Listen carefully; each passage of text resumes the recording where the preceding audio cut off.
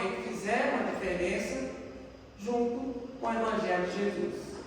Várias foram trazidas, né? Às vezes até desconhecidas, mas que fizeram realmente uma grande diferença. E Célia Lúcia, ali está retratado, né? A Igreja Católica depois colocou, né? Não é muito conhecida, como Santa Marina. Nós vamos ver, né? Assim, o que Célia Lúcia tem a ver com Santa Marina, né? Mas a gente vai entender o porquê desse nome. E foi canonizada e é uma santa da Igreja Católica. O livro é de Chico Xavier, né? Psicografia de Chico Xavier, pelo Espírito de Emmanuel. E o título do livro, 50 anos depois. Quem leu a obra há 2000 anos, que conta a história de Publio Lentulus, né?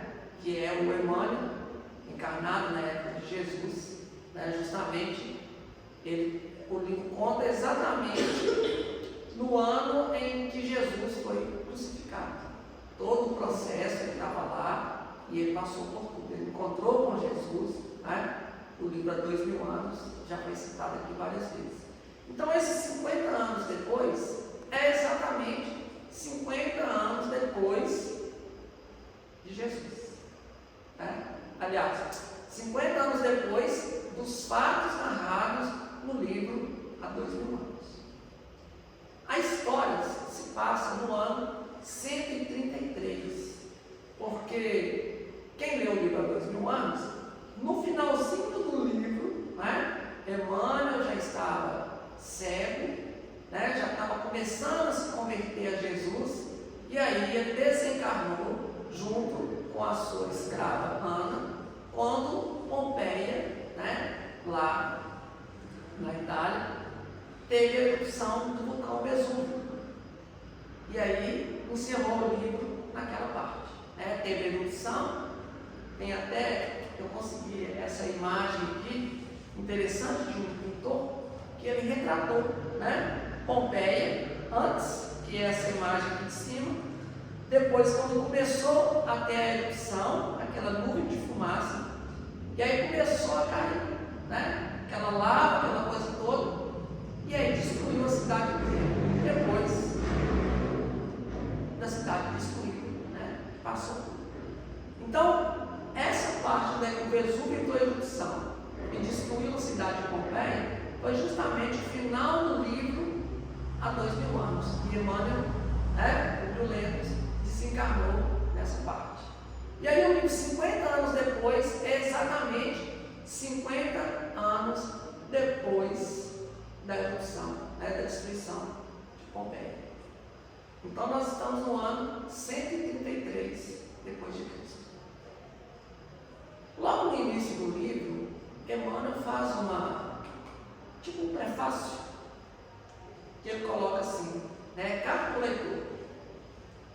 Em certas circunstâncias, olhaste também o céu e perguntaste em silêncio, onde se encontrariam a verdade e a justiça, invocando a misericórdia de Deus em preces dolorosas. A história de Célia vai trazer para nós uma reflexão muito interessante, porque às vezes a gente vê as pessoas passando por tantas dificuldades, nós mesmos, né, passando por dificuldades, incompreensão, e a gente não sabe por que acontece tanta complicação na nossa vida.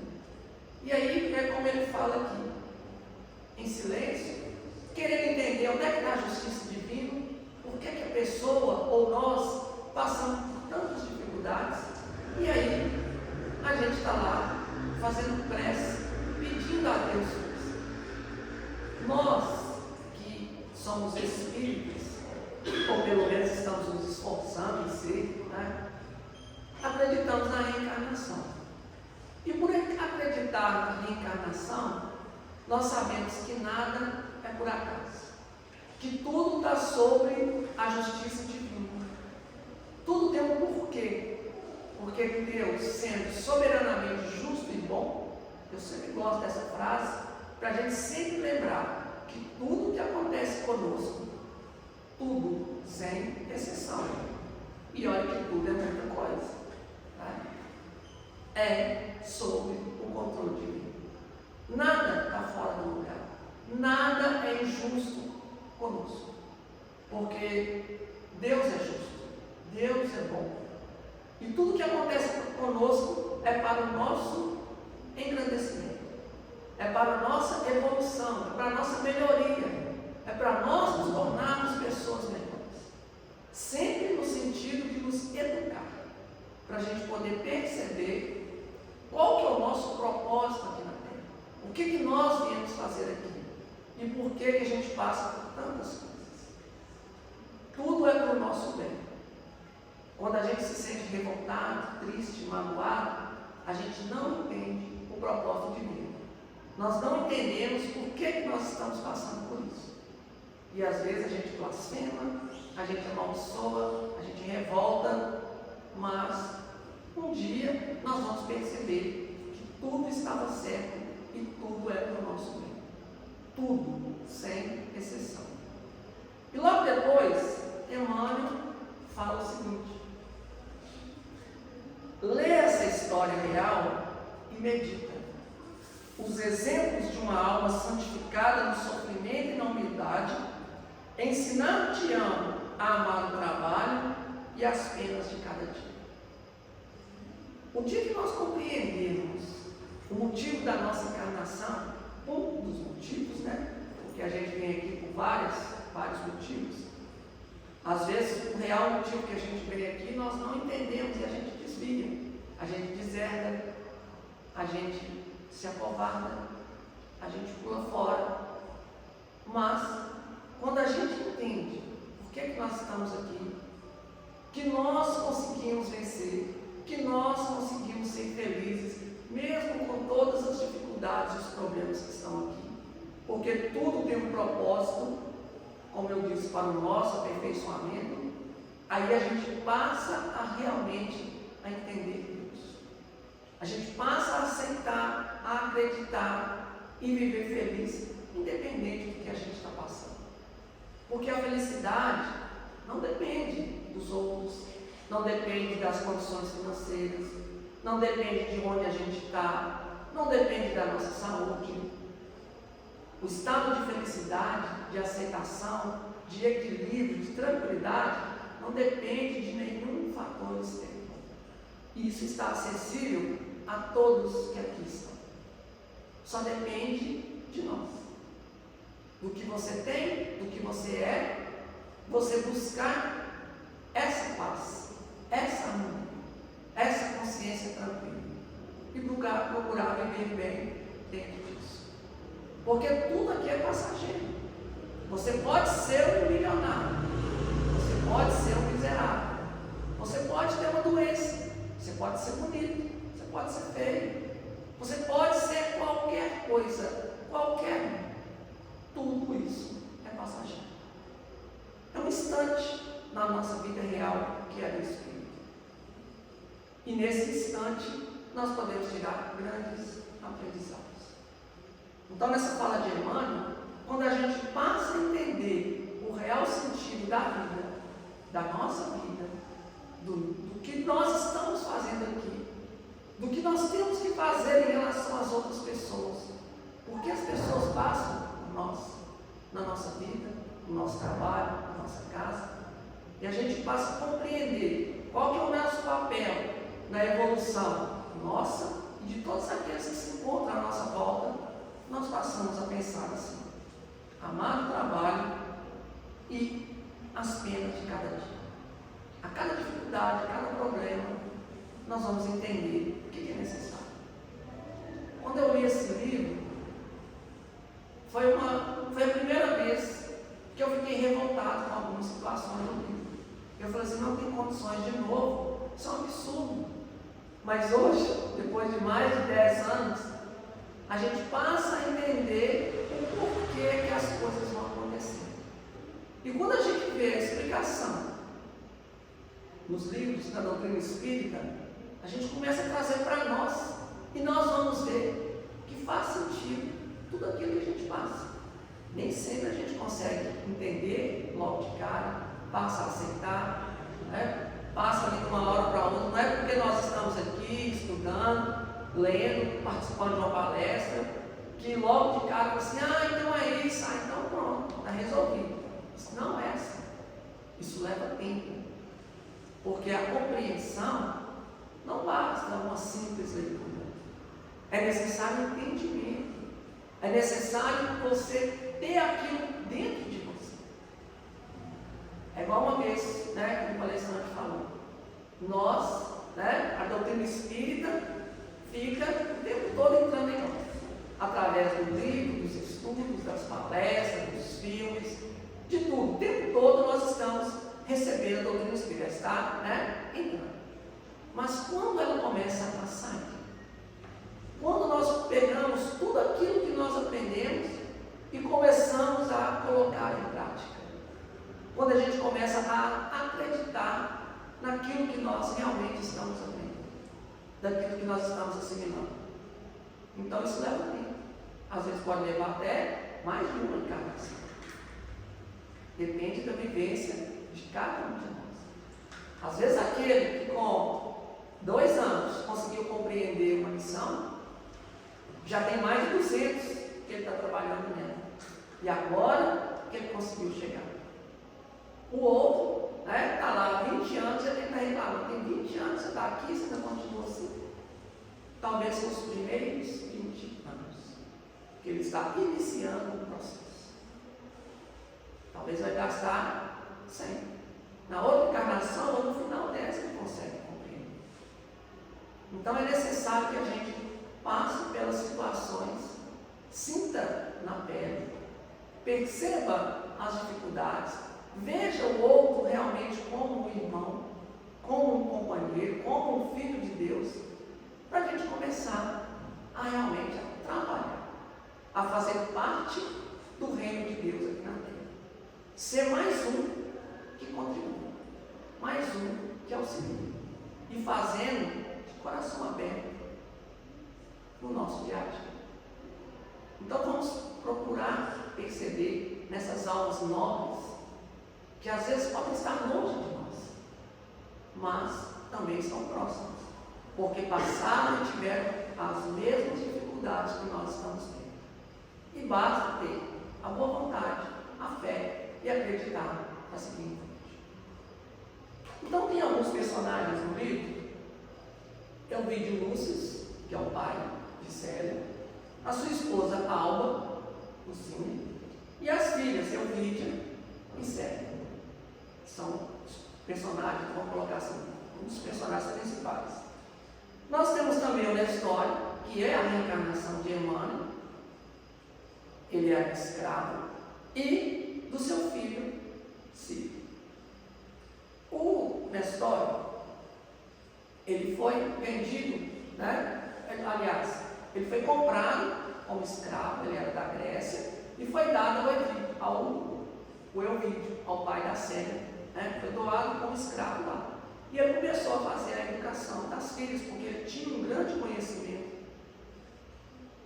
de Roma antiga, de todo o conhecimento, né? Das questões romanas, dos costumes, porque estava ali a flor da sua pele, a reencarnação passada, como o Públio Lentulus. Então, o filho dele, Ciro, também uma alma nobre, ele salvou a Célia em uma... Ela estava se afogando, ele salvou, e os dois se reencontraram e se apaixonaram. Eram almas gêmeas. É engraçado, né? Depois a gente tem que olhar isso. Só o Emmanuel e o filho dele que encontraram as almas gêmeas, né? Uai, tem uma coisa errada nisso aí. Por que só eles que encontram? Só a linhagem deles que tem alma gêmea, né? Mas as almas gêmeas deles não é para qualquer um, não. Tá? A nossa talvez está bem longe, né? Porque do jeito que eles são. Mas aí, olha que interessante. O Elvídio, que é o pai da Célia, vai procurar o pai dele, o avô da Célia. E ele fala o seguinte, que, além disso, crenças contrárias às tradições romanas estão invadindo os lares, inclusive o dele. Tratava-se do cristianismo, que é objeto de simpatia de sua filha mais nova, Célia. Por causa disso, eu vi intencionava deixar Célia em companhia do avô dela, que nem Lúcio, seu pai. Então ele estava conversando com um amigo dele e falou que o cristianismo estava começando a entrar nas casas romanas, inclusive na dele. E a filha dele tinha simpatia. E ele estava com medo, né? Não gostava dessas questões. Mas olha que interessante. Uma família nobre, romana, com todo, né, o seu conhecimento, com tudo que ele precisava ali, porque era, vamos colocar assim, o que tinha de melhor no mundo, em matéria de cultura, de conhecimento, naquela época, eram os romanos. Tanto que eles, quando eles avançavam, conquistando os outros locais, eles não os destruíam, eles absorviam aquela cultura que fazia parte deles. Tudo aquilo que tinha de bom, eles iam pegando para eles. Então, era um povo extraordinário, mas com dificuldade de entender Jesus. Dificuldade de entender a solidariedade, a igualdade entre as pessoas. Quem leu o livro há 2000 anos, nós já até falamos sobre isso aqui, né? Num relato que falava sobre Jesus, eles achavam um absurdo a igualdade. Como assim igual? Eu sou igual àquela pessoa? Eu tenho mesmo, ele tem o mesmo direito que eu? Cadê as prerrogativas do império? Nós somos superiores, nós somos melhores. Será que esses costumes ainda não fazem parte da nossa vida? Será que nós já deixamos isso de lado? Nós vemos todos como iguais, independente de raça ou status. Porque isso aqui tem 2000 anos. Olha quanta coisa nós já passamos nas nossas encarnações e a gente ainda não conseguiu se libertar de certas coisas. Né? Então ele estava preocupado e ele foi colocar o avô para conversar com Célia. Aí, conversando com ela, Célia fala com o avô: Jesus é o Cordeiro de Deus, a única esperança dos seres desamparados e tristes, que hão de receber as bem-aventuranças entre as bênçãos da simplicidade e da paz, na piedade e na prática do bem. Então, ela já, ela devia ter, eu acho, 16 ou 17 anos na época, ela já dando lição ao avô, para a gente ver a superioridade que era aquele espírito. Quando a gente vê uma alma nobre dessa, ela já passou por muita coisa. Não é do dia para a noite que nós vamos entender o Cristo, entender o bem, entender Deus. Porque tem hora que a gente traz os nossos filhos, os nossos parentes, os nossos entes queridos, as pessoas que a gente trabalha, a gente faz de tudo. Passa anos a fio ali, cultivando, né, aquela sementinha para ver se ela nasce. Só que isso não existe. Essa sementinha já está plantada lá desde quando ele era espírito, desde quando ele era princípio inteligente. Ela vai desabrochar à medida que a própria pessoa vai passando pelas experiências. Nós vamos contribuir, vamos auxiliar, mas nenhuma pessoa vai mudar pelo nosso jeito. Eu estou colocando isso porque nós não temos que exigir das pessoas que elas mudem só porque elas estão frequentando, só porque estão com a gente, só porque tem um determinado fazendo certas coisas. As coisas do Espírito dependem do Espírito.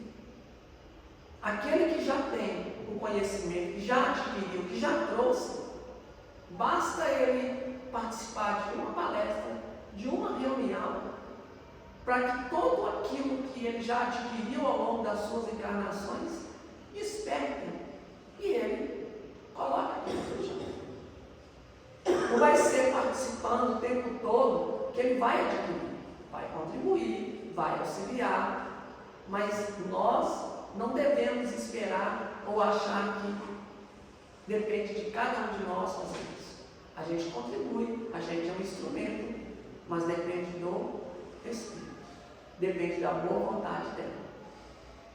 Tudo que nós pudermos fazer para contribuir, a gente faz, mas nunca que a gente tem que pegar essa responsabilidade para nós, achar que o que nós estamos fazendo tem que dar fruto, tem que resolver, porque eu estou levando a pessoa, ele vai fazer, porque eu indiquei o líder, a pessoa vai ler e ela vai mudar, porque eu estou trazendo ela, vai ter alguma coisa. Não. Tudo que tiver ao nosso alcance a gente faz, para que aquilo desperte e a própria pessoa desenvolva essa semente que já está plantada, desde a sua criação. Porque todos nós somos imagem e semelhança de Deus. O nosso destino é a evolução. Não adianta fugir. É duas certezas que a gente tem. Antes a gente tinha uma, né? Que todo mundo ia desencarnar. Continua. E a segunda é que nós vamos evoluir. Isso também pode levar o tempo que for. Uns vão mais rápido, outros menos. Depende de cada um de nós. Então tudo que nós podemos fazer para a gente poder melhorar e colocar principalmente com o nosso exemplo, a gente faz. Mas sem ter expectativa. Sem ficar esperando recompensa. Esperar que aquilo funcione. Vamos simplesmente fazer, contribuir. E deixa que a providência divina tome, né, o controle. O Ciro, por ser cristão, né, declarado cristão, e o pai dele, e o pai da Célia ter descoberto, mandou prender. E ele apanhou por vários dias e ia para o Ciro. E Célia visitou ele na prisão. E aí, conversando com ela, teve o seguinte fato: Ciro na prisão procurava sorrir e confortá-la, explicando que se sofremos agora, deve haver uma causa justa, oriunda de tenebroso passado em sucessivas existências. Quando nós temos dificuldades, a gente pensa assim: tudo que você está fazendo, a coisa vai dar errado. Ou você faz tudo certo e dá errado. A gente tenta achar o culpado, acha alguma pessoa, alguma circunstância, mas será que se não tivesse a pessoa, não aconteceria do mesmo jeito? Ah, bateram no meu carro. Se eu não tivesse saído, talvez não teria batido. Ah, fulano foi e aconteceu tal coisa. Se eu não tivesse ido, não sei o quê. Quando as coisas têm que acontecer, elas vão acontecer. Quando não tem que acontecer, não acontece. Não é que a gente tem que fazer as coisas de qualquer jeito. Vamos seguir a nossa intuição. Mas, se tudo que nós estamos fazendo aqui, ao nosso alcance, e mesmo assim, ficou contrário ao que nós estávamos fazendo, continua sendo da vontade de Deus. Se der certo, também é da vontade de Deus. Então a gente passa a entender como que a vida vai funcionando. E o que quer que aconteça, a gente tem que estar bem. A gente precisa entender o porquê. Por que deu errado? O que deveria estar acontecendo? Qual que é o objetivo disso estar acontecendo na minha vida? Qual é a lição que eu tenho que tirar disso? Esses espíritos, igual a Célia, igual o Ciro, já têm esse conhecimento. E eles fazem isso com naturalidade. É natural, não é forçado. Não é porque não tem outra opção. Naturalmente ele percebe, é assim mesmo. E pronto. E fica bem, não se desespera, não se preocupa. Nós, como ainda somos, né, espíritos ainda muito inferiores, sem conhecimento, ainda muito ignorantes da lei divina, aconteceu, vamos lembrar do que nós já aprendemos. Se revoltou ali, né, tal, mas passou alguns minutos, não, eu tenho que fazer diferente. E aí a gente vai esforçando até que seja natural. Mas até lá é normal a gente ficar chateado, a gente ficar com raiva, a gente ficar magoado, nervoso. Mas, como diz Emmanuel em um dos seus livros, que não passe de 15 minutos. Né? Porque a gente não pode permanecer com isso. Isso fazer parte da nossa vida. Você passou, teve a perturbação, mas procura sair dela o mais rápido possível. Até que você esteja, igual essas almas, numa situação que quando vier, você passa pela perturbação, como a luz passa no campo, sem se contaminar. E aí, dando continuidade, eu vou pular um aqui. Quando a Célia estava conversando com o avô, olha o que aconteceu. Que Neio Lúcio ficara cismado, porque desejoso de propiciar uma lição à Neca. Ele não estava lá para poder dar um jeito na Neca, largar essa questão do cristianismo e voltar às tradições romanas, mas aconteceu justamente o contrário. Fora seu espírito que se abalara ante as novas concepções que provinham dos lábios puros de um anjo. Percebeu que não mais acreditava em Júpiter como antes, que era um dos deuses romanos, e no íntimo escutava o rumor dos passos divinos de Jesus. Então o avô dela, ele já tinha aquela sementinha lá, ele já tinha começado a desenvolver essa abertura para o cristianismo, para os ensinamentos de Jesus. E bastou que ele conversasse com Célia, ele convicto, mas ele percebeu, viu que estava equivocado, né? E aí aquilo ali começou a mexer com ele, e ele começou a passar a ser cristão, né? Começou a ir para a questão do cristianismo, justamente por causa da pureza de Célia, por causa da convicção dela. Nós precisamos ter isso, principalmente nas nossas atitudes. Hoje eu estava no treinamento da escola, né? E aí teve uma complicação lá na secretaria, com a escola e tudo. E aí a gente conversando, a pessoa que criou, né, a complicação, teve, parece que um partidarismo nisso aí.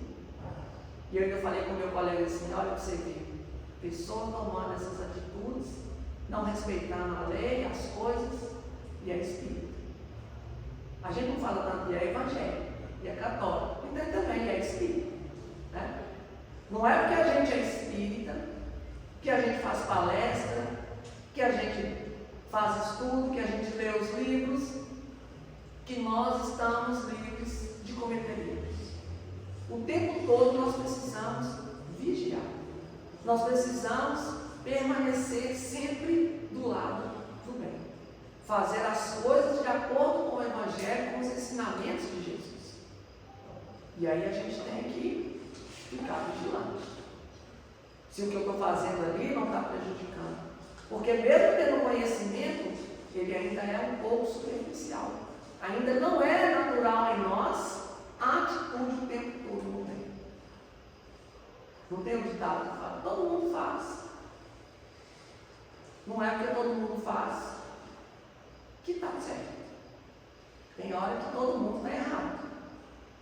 E a gente, por conveniência ainda, segue todo mundo. Mas nós precisamos ter essa convicção e procurar que isso seja natural, da gente não deixar essas questões fazerem parte da nossa vida, a gente sempre ser fiel ao Evangelho. Olha o exemplo de Célia. Estava ali, numa família romana, tradicional, com poder, com riqueza, com tudo que era necessário ali, com a pessoa, e viu que estava errado, que todo mundo estava errado, e preferiu seguir Jesus, porque ela sabia que era o certo. Mas ela já trouxe isso ao longo de várias existências. Mas a gente tem que ir praticando aqui. Não adianta deixar, na próxima eu vou viver o cristianismo. Nessa eu vou aproveitar. Não tem isso. É um passo de cada vez. E cada passo que a gente deixar, ele vai se tornando cada vez mais difícil de ser dado. Então, é igual quando a gente está empurrando o carro, ou tirando alguma coisa do lugar. O esforço para você tirar, é enorme. Mas a partir do momento que ele saiu da inércia, que ele começou a movimentar, ele vai com mais tranquilidade. E é isso que falta em nós. Dar o primeiro passo. Porque nós ainda somos frágeis, nós temos medo. Nós ainda somos dependentes do conceito das outras pessoas. O que os outros vão falar de mim? O que os outros vão pensar de mim? Nós ainda somos presos a essas questões. Mas nós vamos vencer. Vamos dar o primeiro passo. É o mais difícil.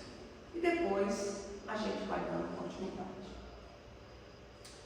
Agora nós temos um outro grupo interessante de elementos do livro, que é o óleo público, que era o prefeito lá onde eles estavam, a Cláudia Sabina, que era a esposa do prefeito, uma plebeia, bonita e tudo, e a Atéria. Essa Atéria era uma empregada da Cláudia Sabina, que ela colocou para trabalhar na casa do Elvídio, na casa da Célia. Qual que é a trama aqui? O prefeito estava de olho na esposa do Elvídio, na mãe de Célia. Queria porque queria ficar com ela de qualquer jeito. E aí, a Cláudia Sabina, de olho no marido dela. Olha que complicação.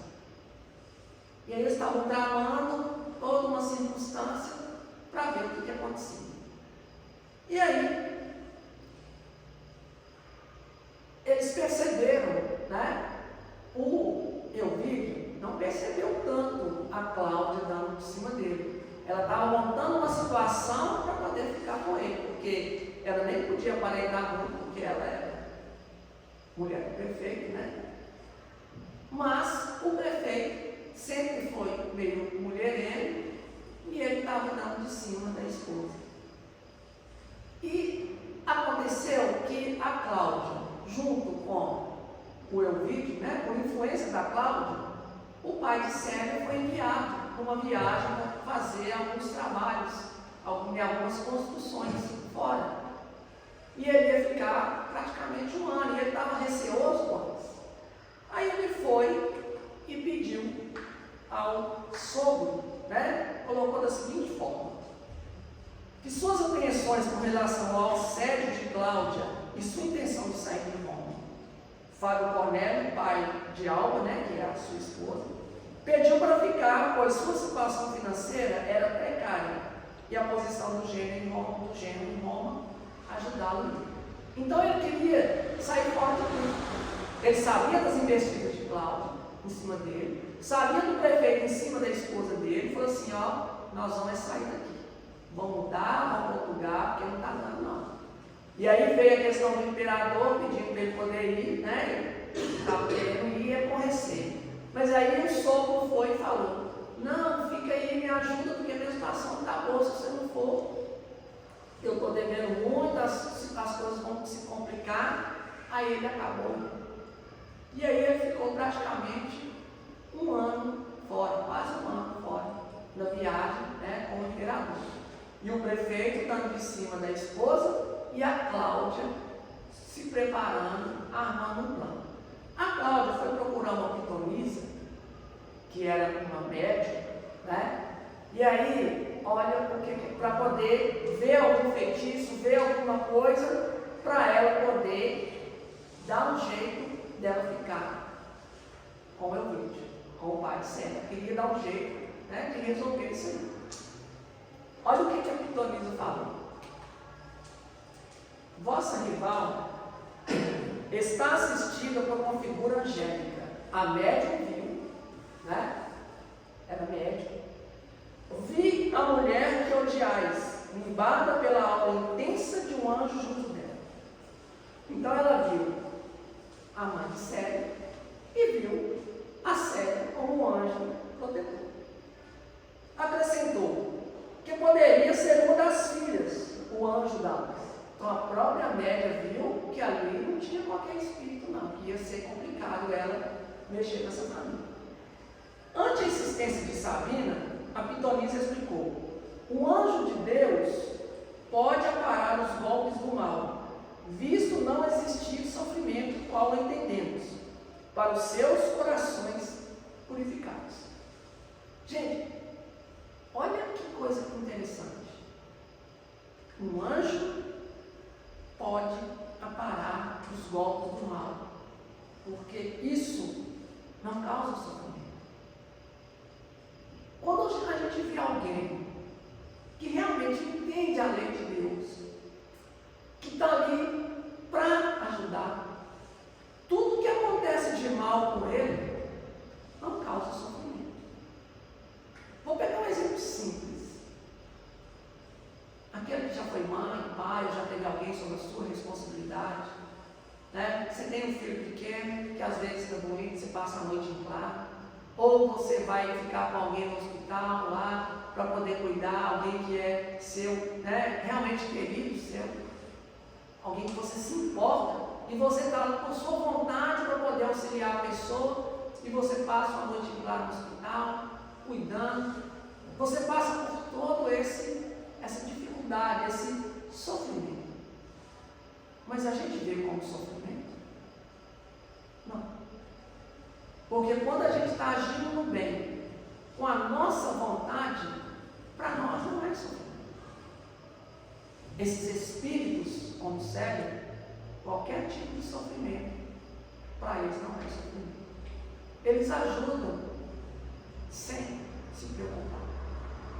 Então, na hora que a gente está passando por uma dificuldade, tem alguém nos dando trabalho, a gente tem que fazer alguma coisa para ajudar alguém, e a gente não é reconhecido ou é maltratado, vamos nos lembrar disso. Que quando a gente tem evolução, iluminação, isso não nos perturba. Isso não traz sofrimento para nós, porque a gente está exercendo o bem. E quando a gente está exercendo o bem, não tem sofrimento. A gente não sofre. A gente passa com tranquilidade. Vou pular porque nosso tempo está passando, né? Aqui, Nestor e Ciro foram o circo de Roma até Águas Postas para poder morrer. Né? Estavam na prisão e aí eles tiveram, né, um fim trágico. E aí lá na prisão, olha a citação. Nestor, vendo o filho morrer e ele próprio em agonia, lembrou-se de que no passado aplaudira a matança de cristãos. Quando ele era senador, que ele estava lá, né, junto com as pessoas, vendo os cristãos serem mortos, serem torturados, ele estava lá aplaudindo. E agora ele estava passando pela mesma coisa. Não precisa ser assim. São escolhas nossas. A gente passar pelo mesmo sofrimento que nós causamos no outro é escolha nossa. Não é punição de Deus. Não é que a gente tem que fazer a mesma coisa, tem que passar pela mesma coisa. A gente pode fazer diferente, mas tudo depende da nossa consciência. As mãos que mataram não precisam serem mortas. Você pode reparar sendo um cirurgião, sendo aquela mão amiga que está ajudando, que está acolhendo, que está salvando. Tudo são escolhas nossas. Depende da nossa consciência. No caso aqui, ele estava numa expiação devido justamente à sua própria consciência. Oraram para Jesus quando um vulto de anjo ou mulher, que era Lívia, foi lá buscá-lo, né? Mais uma vez.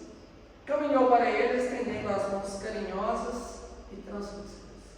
Então, na hora que ele estava morrendo lá, martirizado, porque ele era cristão, Lívia foi lá buscar ele, né, daquela situação. Então nós, né, todo o sofrimento que nós vamos passando tem um motivo, é para a nossa evolução. Com certeza o Emmanuel passou aqui para aplacar a sua consciência. Porque na hora que ele estava gostando, que ele estava vendo, ou mesmo que ele não gostasse, mas que ele não fez nada para mudar aquela situação, passou pela mesma situação, para aplacar a sua consciência. Aí aconteceu uma coisa interessante. Parece que, como é que fala assim, as coincidências, né? Uma das investidas do prefeito, o prefeito foi lá na casa de Célia, né? E começou, né, a dar de cima da mãe dele, da mãe dela lá. E ela ouvindo tudo. Olha o que aconteceu. Célia ouviu as declarações do prefeito à mãe e ficou surpresa da mãe ouvir em silêncio. A mãe não falou nada. E aí Célia, depois de Célia ter sido angustiada para seu quarto, Alba repreendeu indignada o prefeito pondo para fora de casa. Na hora que o prefeito estava lá declarando para a mãe, Célia estava ouvindo e a mãe ficou calada. Ela falou assim: então minha mãe cedeu, minha mãe deixou. E aí ela foi para o quarto lá. E aí parece que assim, a mãe dela ficou ali como se fosse num torpor, sem ter feito nada na frente da filha. Foi só enquanto a filha saiu que ela foi, falou que não ia ceder, que não queria saber e pôs o prefeito para fora de casa. E isso o marido viajando com o imperador. Que coisa, né? Por que a Célia não viu? Aí a Célia ficou achando que a mãe tinha cedido alguma coisa. Por quê? Já era parte de um plano. Olha qual que foi o plano. Cláudia falou então a Elvide que a sua esposa o traía com o prefeito. Quando eles estavam voltando para Roma, ela falou assim: o prefeito, sua esposa está traindo com o prefeito. Aí ela pediu à empregada até para pegar uma criança. Tinha um local lá que as crianças que eram enjeitadas, né, que eram nascidas lá de igual, vamos colocar assim, irregulares, né? Eles deixavam nesse lugar abandonada lá. Tinha pessoas que pegavam, tinha outras que deixavam morrer. E ela foi e pegou uma criança que era bem parecida, né, com os traços romanos e tudo, colocou um sonífero na mãe de Célia e colocou a criança lá. Justamente no dia que o marido chegou. Quando o marido chegou, ele entra lá e vê, né? Antes disso, a hora que a Célia acorda de noite, escutando um choro de criança, e vai lá para poder ver a questão. O que está acontecendo? Aí a hora que ela chega lá, sua mãe, né, deu à luz agora com a criança caindo comigo, descansando. Aí pensa assim, mas ela não percebeu isso antes? Desde quando teve aquela questão do prefeito, as duas se afastaram, as duas quase não conversavam. Então uma não estava sabendo o que estava acontecendo com a outra. Parece uma trama, né? Justamente para acontecer isso. Aí o Elvídio chega em casa, né? E pega, como diz, no flagra. A esposa acorda, né? E ele vê a filha com a criança. Aí a filha vai e fala, né, que o filho era dela, que o prefeito estava dando de cima da mãe dela, mas ela não. Como ele não conseguiu nada com a mãe dela, ele foi e ficou com o prefeito. Aí o que aconteceu? Ele falou assim: não, nós vamos lá matar ele agora, prefeito. E ele ia matar a filha primeiro, por causa da desonra. Quando ele foi para matar a filha, a mãe já tinha acordado e falou assim: não, não mata ela não. Ela falou assim: então você está morta a partir de hoje. Até simularam no funeral que ela tinha morrido, alguma coisa, e pôs ela para fora de casa. E ela pegou a criança e saiu sem mim. Quando eles chegaram para poder matar o prefeito, chegou lá, o prefeito tinha suicidado. Não tinha suicidado. A Cláudia tinha armado tudo, achando que ele ia matar a esposa por causa disso, e aí ele ia ficar com ele. Só que nesse meio tempo, para ele não fazer nada com o prefeito, né, tirar satisfação, ela foi e envenenou o prefeito e simulou um suicídio. Só que deu tudo errado, porque foi a filha que ficou com a criança, e aí ele continuou com a esposa e ela ficou relegada para outra coisa. Quando aconteceu isso, a Célia foi embora. E ela encontrou um casal junto com um outro rapaz que estava indo lá para Nápoles. E aí ela ficou uns dias na casa dele e ele seguiu a caravana e ela foi embora. Ela não ia ficar mais na cidade. Nesse meio tempo, esse rapaz, ele começou a dar de cima dela e ele era meio complicado. E aí, numa noite que eles pararam numa pousada lá, ela seguindo a orientação dos espíritos, uma intuição dos espíritos, ela saiu e foi embora. Ela achou uma bruta no meio do caminho, teve a visão do avô, que explicou que a mãe dela não tinha ficado com nada, que era toda armação, e que aquele filho que ela estava levando, aquela criança, né, que era suposto filho da mãe, era na realidade a encarnação do Ciro, que estava novamente com ela. E aí ela seguiu viagem, chegou numa cidadezinha, encontrou com um senhor chamado Marinho, que contou, ele era um antigo romano, e aí ele tinha se convertido ao cristianismo, e sabendo da história dela, ele resolveu levar ela para um mosteiro para ela poder ficar lá. Nesse tempo que ela ficou se preparando e tudo, a criança foi definhada e morreu. E aí, para o mosteiro, naquela época era só de homem.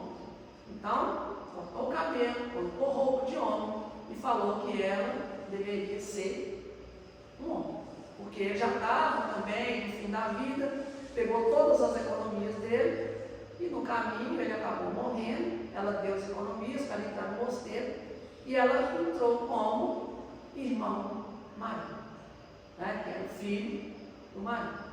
E aí ela ficou lá. Como ela era uma pessoa, né, extremamente pura, caridosa, respeitosa, que fazia o bem em tudo que ela chegasse, ela conquistou todo mundo. Todos passaram a aceitar, né? Não sabia que era mulher, era irmão marido.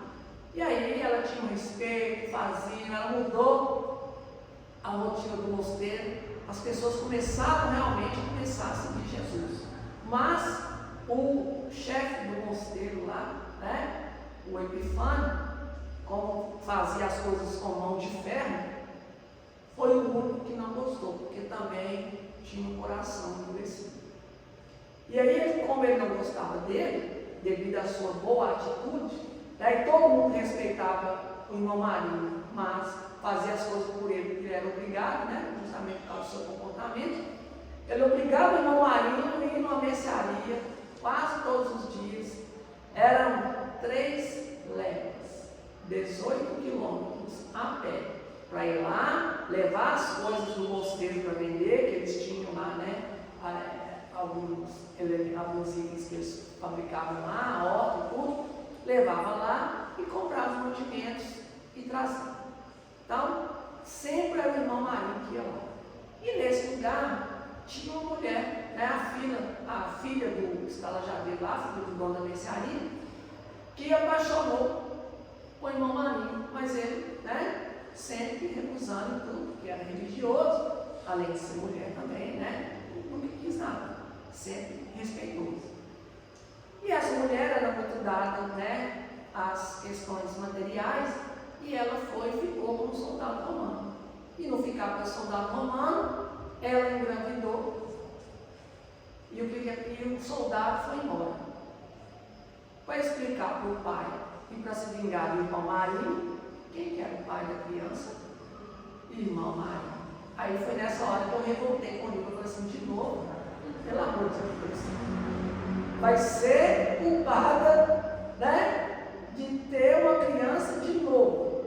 Mas aí ela aceitou, né, falou que era dela mesmo, pegou a criança, o Epifânio foi expulsar ela do mosteiro, ela falou assim, eu não tenho para onde ir, nem nada, pelo menos deixa eu ficar numa casinha aqui perto, cuidando da horta, cuidando, fazendo a horta lá, para alimentar vocês e tudo, eu ficar trabalhando aqui. Todo mundo concordou e o Epifânio foi obrigado a concordar, porque todos no mosteiro concordaram mesmo, aceitando o erro, né, que ele teria cometido. Aí ele ficou lá cuidando da criança e tudo. Novamente, veio os espíritos falando com ela que aquela criança era a reencarnação do Ciro novamente. E aí ficou, uns 2 anos, mais ou menos, e voltou a desencarnar. Era uma criança muito frágil, desencarnou. Então, foi novamente o Ciro voltando ao mundo espiritual. Passou-se o tempo, depois de 10 anos que ela estava nessa luta lá, ela conseguiu reencontrar o pai voltou lá para poder, procurando, uma lenda, ficou sabendo do irmão Marinho, e aí ele foi lá, estava muito revoltado, porque a esposa tinha morrido, e a filha tinha subido, nunca mais ele tinha visto, e o irmão Marinho falou com ele, não, conversou com ele durante 3 dias, lá, que ele ficou lá, conversando, ele se converteu ao cristianismo, aí ele voltou para Roma, desfez a maioria dos bens, começou a ajudar todo mundo, começou a perdoar todo mundo, e aí, quando ele estava já doente, no fim da vida, ele voltou como última vez para ele poder ver o irmão Marinho e contar o que ele tinha feito. E aí, o irmão Marinho se revelou para ele que era a Célia. E aí ele pôde morrer em paz, e a Célia também estava já para desencarnar. E aí ela também desencarnou. Quando o pessoal do mosteiro foi lá para poder fazer o funeral e tudo, aí eles descobriram que era uma santa, porque ela era mulher. E aí a mulher lá que tinha incriminado ela da coisa ficou louca, sumiu no mundo, ficou completamente louca pelo que ela tinha feito. O Epifânio imediatamente reconheceu os seus erros, e aí ele colocou, pediu a mão para poder canonizar, que ela, quando ela foi para ser canonizada, ninguém questionou e ela virou a Santa Maria. Nós vemos nessa história tanta dificuldade, tanto sofrimento que esse espírito passou. Para quê? Para auxiliar os outros a perceberem Jesus. São almas nobres que têm essa capacidade de amar, que vê além das coisas das pessoas e cumpre a sua obrigação. Coloca o reino de Deus, auxilia a construção do reino de Deus na terra. São espíritos assim que têm que nos inspirar para que nós possamos perceber as nossas poucas dificuldades que nós passamos para a gente se tornar uma pessoa melhor. Vamos nos esforçar, vamos nos espelhar nesses anjos que vêm até nós, às vezes muito próximos. Nós que já temos conhecimento, percebemos toda a extensão de tudo isso e precisamos ser melhores. Vamos nos esforçar mais. Que Jesus nos abençoe hoje.